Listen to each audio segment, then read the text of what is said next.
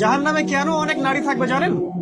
কারণ তারা শুধু নিজেরা অপরাধ করে না, হাজারো মুমিন মানুষের নূর তারা কেড়ে নেয়।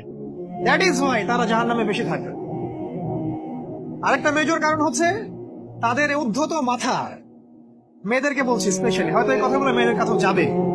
তাদের এই উদ্ধত মাথা আল্লাহর বিধানের সামনে আত্মসমর্পণ করতে চায় না। তাদের এই উদ্ধত মাথাটা আল্লাহর বিধানের সামনে আত্মসমর্পণ করতে চায় না। এই কারণে তারা জাহান্নামে বেশি থাকবে।